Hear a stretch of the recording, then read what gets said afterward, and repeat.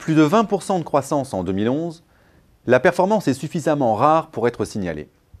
Une performance d'autant plus remarquable qu'en dehors d'une petite fausse note en 2009, la profession affiche des taux de croissance annuels moyens supérieurs à 20% depuis le début des années 2000. Alors, quelle est cette profession extraordinaire? Eh bien, il s'agit d'un métier encore relativement jeune, mais qui commence à sortir de la confidentialité.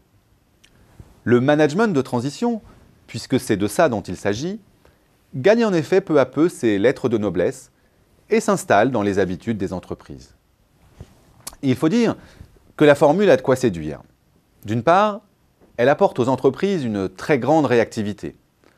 Le manager de transition est en effet immédiatement opérationnel dans sa fonction. Il n'a, par définition, ni passé, ni avenir dans la structure dans laquelle il intervient.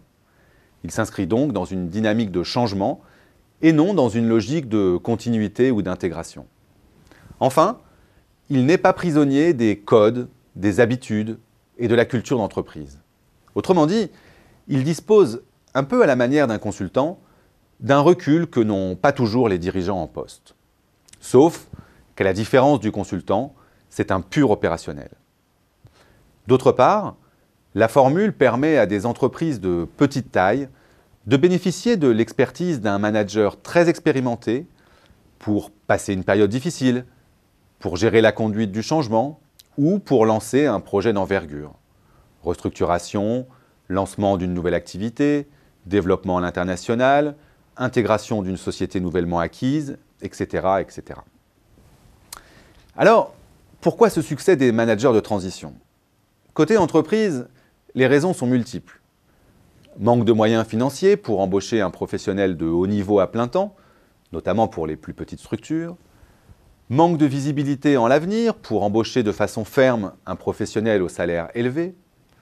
Réactivité de la formule qui permet de répondre rapidement à une situation d'urgence. Possibilité de remplacer immédiatement un dirigeant absent, etc., etc. Côté manager, le discours est toujours le même. Possibilité de multiplier les expériences. Assurance d'être stimulé en permanence en se frottant à de nouveaux secteurs d'activité.